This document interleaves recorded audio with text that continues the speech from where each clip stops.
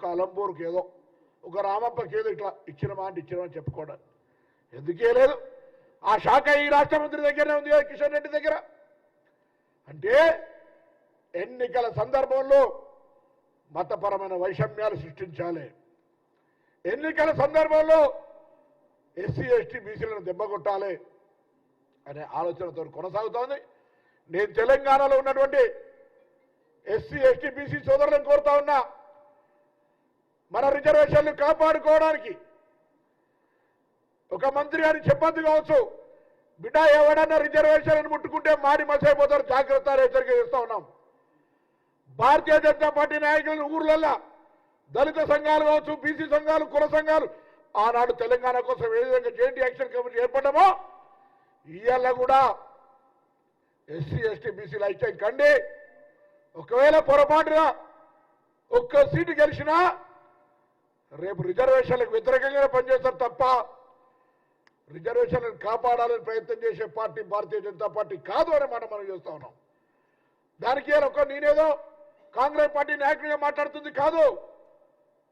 మండల కమిషన్ను రిజర్వేషన్లకు నష్టం కలిగే విధంగా కమండల్ కమిషన్ తెచ్చిన కమండలం యాత్ర చేపట్టిరా లేదా, ఇది చరిత్ర కాదా?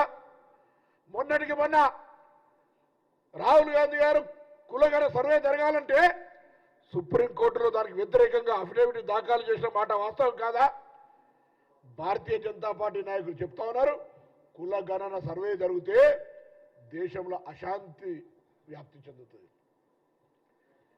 మీకంటే ఎక్కువ అశాంతి చెందుతుందా? దేశంలో ఎవరెంత ఏ వర్గాలెంతో వారికి అంత న్యాయం చేయాలని కాంగ్రెస్ లక్షణంగా కట్టుకొని ఒక మాట పాంచి న్యాయంలో చెప్తా ఉన్నాం. అది తెలిసినటువంటి భారతీయ జనతా పార్టీ ఆందోళనకు గురై ఈరోజు మొత్తంగా రిజర్వేషన్లు ఎత్తివేయడానికే 400 ఎంపీ సీట్లు అడుగుతా ఉంది. ఇది అవగాహన కలిగిన తెలంగాణ ఎస్సీ ఎస్టీ బీసీ బిడ్డలు ఆనాడు తెలంగాణ సాధించుకోవడానికి ఏ విధంగా మనం ఐక్యంగా గ్రామాల్లో వంట వార్పులు కావచ్చు, ఉద్యమాలు కావచ్చు చేసి తెలంగాణ సాధించుకున్నామో అటువంటి తెలంగాణను కూడా అవమానపరిచి పార్లమెంటు సాక్షిగా దొంగతనంగా ఎత్తుకపోయినరు, దర్వాజులు ఎత్తుకపోయినని అమరవీరులను అవమానపరుస్తూ తెలంగాణ ఏర్పాటును కించపరిచిన వీళ్ళు రిజర్వేషన్లు ఎత్తేయడానికి సంబంధించిన విషయం లోపల ఎటువంటి మొహమాట పడరు. దయచేసి మన రిజర్వేషన్లను మనం కాపాడుకోవడానికి కర్రు కాల్చి వాత పెట్టాల్సిందిగా బీజేపీ నాయకులకు ఊర్లలో వస్తే నిలదీయండి. లేదు కాంగ్రెస్ ఆరోపణ చేస్తుందంటే ఇవాళ నేను బండి సంజయ్ గారితో కిషన్ రెడ్డితో స్టేట్మెంట్ చూసినా మాకు రిజర్వేషన్లు తొలగించే ఆలోచన లేదు, రిజర్వేషన్లు పెంచే ఆలోచన ఉందని చెప్పగలిగే ధైర్యం చేస్తుండ్రా? మేము రిజర్వేషన్లను కాపాడుకొని రిజర్వేషన్లను పెంచుతామనే మాట ధైర్యంగా చెప్పగలుగుతున్నారా కాంగ్రెస్ పార్టీ నాయకులు లెక్క? ఈ దేశంలో 50 సంవత్సరాల రిజర్వేషన్ల ద్వారా న్యాయం చేయాలని ప్రయత్నం చేస్తే భారతదేశంలో వ్యాపారస్తుల పార్టీగా ఫ్యూడలిస్టిక్ మెంటాలిటీ ఉన్నటువంటి భారతీయ జనతా పార్టీ ఈ దేశంలోని మొత్తం యావదాస్తిని ఆదాని అంబానికి దోచిపెట్టింది తప్ప ఏ పేద వర్గాలకు, దళితులకు, బీసీలకు, ఎస్సీలకు ఉపాధి కిందనో, విద్య కిందనో, వైద్య కిందనో ఏదైనా ఇచ్చిందా? అరే ఆఖరికి కరోనాతో చనిపోయినటువంటి ఎస్సీ ఎస్టీ బీసీలు లేదా చికిత్స పేరు లక్షల ఖర్చు రూపాయలు పెట్టుకుంటే కూడా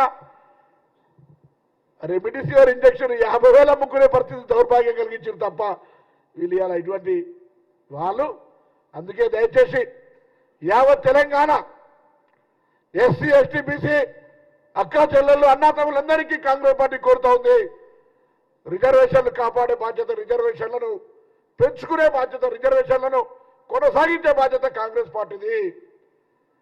రిజర్వేషన్లను తొలగించి రిజర్వేషన్లకు వ్యతిరేకంగా పనిచేసి రిజర్వేషన్లు అంటే అసహ్య భావంతో ఉన్నటువంటి ఫిడలిస్టిక్ వ్యాపారస్తుల పార్టీ భారతీయ జనతా పార్టీకి తగిన గుణపాఠం చెప్పమని అందరికీ 2 చేతులు జోడించి విజ్ఞప్తి చేస్తాను.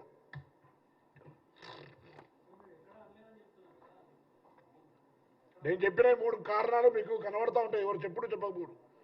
మానసిక స్థితి చెప్పడానికి సంబంధించి మండల కమిషన్ వ్యతిరేకంగా కమండల కమిషన్ తెచ్చిరా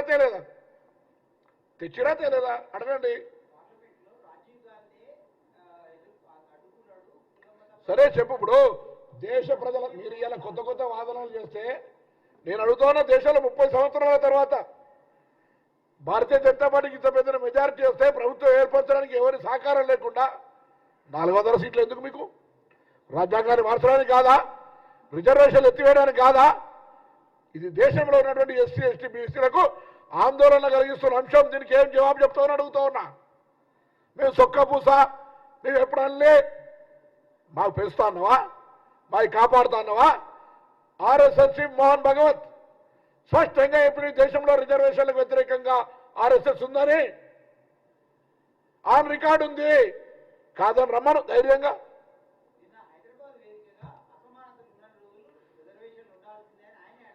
మళ్ళా దెబ్బ తగిలిన గరం కింద ముడ్డి కింద వేడి తగిలినాక ఎవడైనా ఎట్లే మాట్లాడతారు.